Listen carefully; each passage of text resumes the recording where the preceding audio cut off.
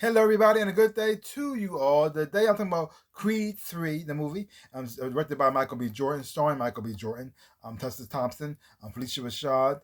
You also have and Jonathan Majors as well. In this movie here, you pretty much have two people who grew up together in foster care.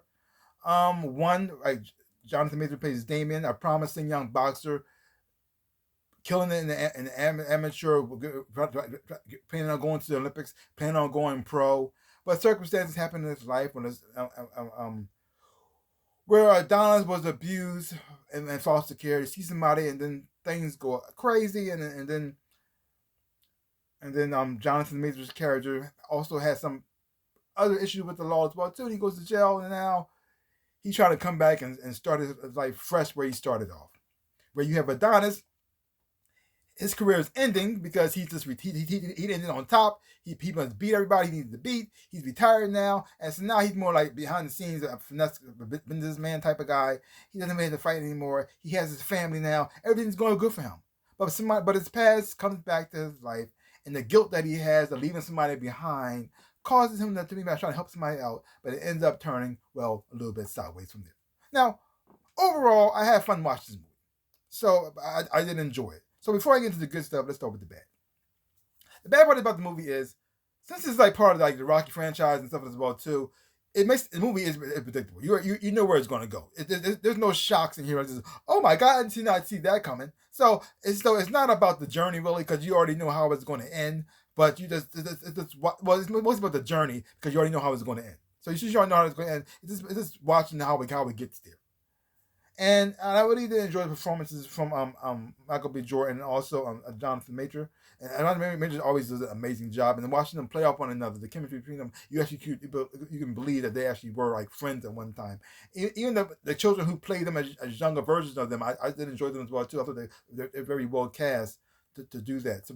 Because of that, because it's in this world, in this Crown and Rock kind of world, it's you already know where it's going to go. So there's no shocks. Second, another thing is, now even though it's not be a negative, really, but it's just different. Like Rocky's not part of this.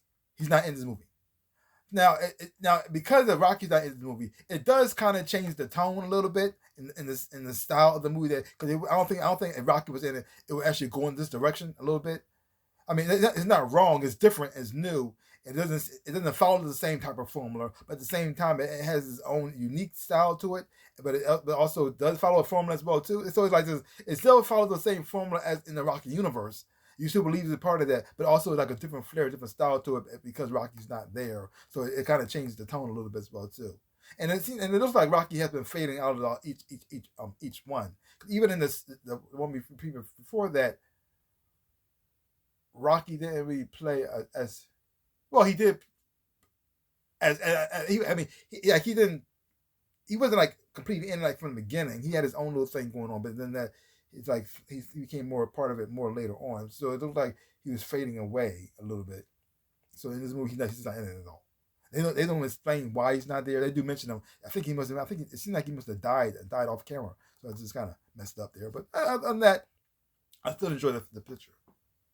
So let's move on to the positive. The positive part is Michael B. Jordan has he loves anime. I love anime too. And so when you see certain scenes in the fight scene, you can tell it's very anime influence in here with the certain flair they have to it. Because certain anime they have a certain flair how they dramatize certain action and fights and make it more enhance it more, give it more emotional effect. So when you see it happen, you get like a visceral reaction like this, yeah, because it's like the build of it in anime is very different. Most of the Western type of movies. So you see that in here too, but at the same time, it still has a nice balance that doesn't go too far over the top where it feels like it doesn't go too far where it feels like